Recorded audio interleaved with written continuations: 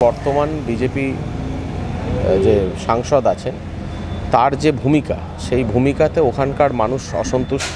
Central নির্বাচন commission পর্যাপ্ত বাহিনী দিয়েছে এবং তাদের যদি এইরকম ধরনের অভিযোগ থাকে তাহলে তো এটা ব্যর্থতা সেন্ট্রাল নির্বাচন কমিশনের। এখানে তো তৃণমূলের কোনো ব্যাপার নেই।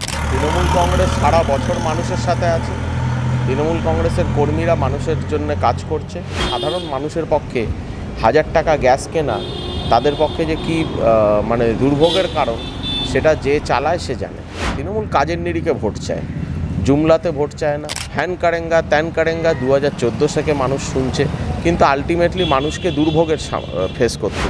প্রথম দফার ভোট শুরু হয়েছে এবং আজকে আলিপুরদুয়ার, জলপাইগুড়ি এবং কোচবিহারে ভোট শুরু হলেও সবথেকে বেশি উত্তপ্ত আমরা বলতে পারি যে কোচবিহার। এবং কোচবিহারে আমরা দেখেছিলাম 2021-এ যে ঘটনা ঘটেছিল, তারপরে আবার সে একই শীতলকুচিতে আবার আমরা ঘটনা দেখতে পাচ্ছি, সেখানে হিংসার পরিবেশ শুরু হয়েছে। কী করবেন বিষয় নিয়ে? দেখুন, কোনো হিংসা তো আর একতরফা হয় না।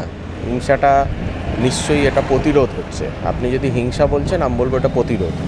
ওখানে যে বর্তমান বিজেপি যে সাংসদ আছেন তার যে ভূমিকা সেই ভূমিকাতে ওখানকার মানুষ অসন্তুষ্ট এবং তার 5 বছরে সে স্বরাষ্ট্র দপ্তরের দায়িত্বে ছিলেন, কিন্তু সে সেইভাবে কুচবিহারের কোনো উন্নয়ন করেনি, কোনো রকম কোনো ডেভেলপমেন্টের কাজ করেনি এবং কি নিজের যে একটা সাংসদ তহবিলের যে টাকা সেটাও সঠিকভাবে খরচা করেনি মানুষের কাজের জন্য। তো সেই জায়গায় দাঁড়িয়ে ওখানকার মানুষ এবারে তার বিরুদ্ধেই ভোট দেবে বলে আমরা আশাবাদী এবং সেই জন্যেই একটা তার প্রচেষ্টা চালিয়ে যাচ্ছে যাতে ভোটটা তার ফেভারে আসে, জোর করে বা মাসেল পাওয়ার ইউজ করে বা স্বরাষ্ট্র দপ্তরকে ব্যবহার করে।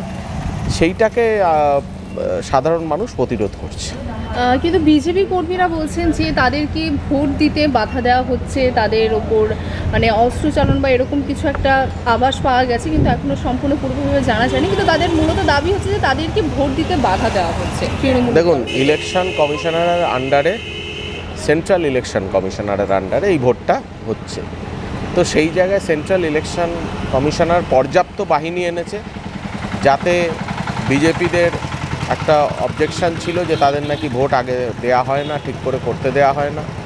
তো তাদের দ্বারায় চালিত যে বর্তমান সেন্ট্রাল নির্বাচন কমিশন, সেই সেন্ট্রাল নির্বাচন কমিশন পর্যাপ্ত বাহিনী দিয়েছে এবং তাদের যদি এইরকম ধরনের অভিযোগ থাকে তাহলে তো এটা ব্যর্থতা সেন্ট্রাল নির্বাচন কমিশনের। এখানে তো তৃণমূলের কোনো ব্যাপার নেই, এই রাজ্যের শাসক দলের কোনো ভূমিকা নেই। আচ্ছা, 2019-এ আমরা দেখেছিলাম লোকসভা ভোটে জলপাইগুড়িতে কী হয়েছিল, তো কী মনে হচ্ছে এবার 2024-এর লোকসভা ভোটে কি তৃণমূলের পতাকা উঠবে? অবশ্যই, এর তো আশাবাদী। স্বাভাবিকভাবে এটাই হওয়া উচিত, কারণ তৃণমূল কংগ্রেস সারা বছর মানুষের সাথে আছে। তৃণমূল কংগ্রেসের কর্মীরা মানুষের জন্য কাজ করছে।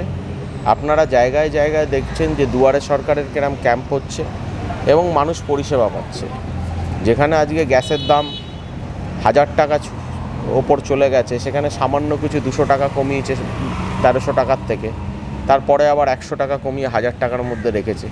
সেই জায়গায় মানুষের পকেট থেকে দীর্ঘকাল ধরে, বিগত 9 বছর 10 বছর ধরে 300 টাকা বাড়তি এতগুলো মানুষের থেকে নিয়ে যে শোষণ রাজনীতি চলছে, তৃণমূল কংগ্রেস 1000 টাকা লক্ষ্মীর ভাণ্ডার করে মানুষকে অন্তত, মহিলাদের যারা ধরুন বাড়িতে রান্নাবান্না করে তাদের অন্তত গ্যাস কেনার পরিষেবা, যাতে গ্যাসটা তাদের ফ্রিতে হয় সেই ব্যবস্থাটুকু তো করেছে। তো এইরকম একটা সংসার চালাতে যে 1000 টাকার একটা স্বাভাবিক একটা সাধারণ মানুষের পক্ষে 1000 টাকা গ্যাস কেনা তাদের পক্ষে যে কি দুর্ভোগের কারণ সেটা যে চালায় সে জানে।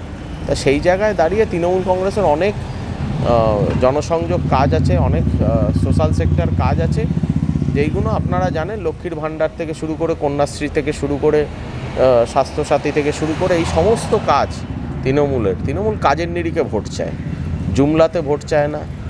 সবসময় অন্যকে যে আমি ভালো আর অন্য কেউ, সবাই যারা বিরোধী রাজনীতি তারা সবাই খারাপ, তারা সবাই দুর্নীতিপরায়ণ, একমাত্র সততার প্রতীক হচ্ছে আমি, এরমভাবে তৃণমূল কংগ্রেস মানুষকে মিথ্যাচার করে ভোট করায় চায় না।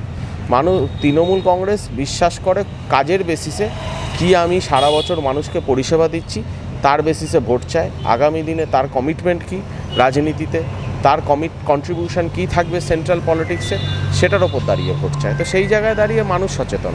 আচ্ছা, কিছুদিন আগে শেষ প্রশ্ন করছেন, কিছুদিন আগে তো মুখ্যমন্ত্রী তিনি সভা থেকে বলেছিলেন যে ভোট দেওয়ার সময় তাঁকে মনে করে ভোটটা দিতে।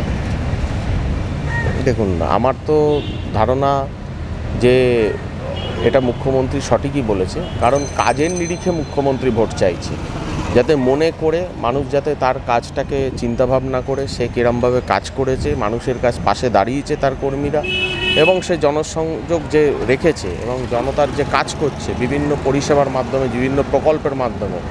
প্রায় 63টা প্রকল্প আছে রাজ্য সরকারের।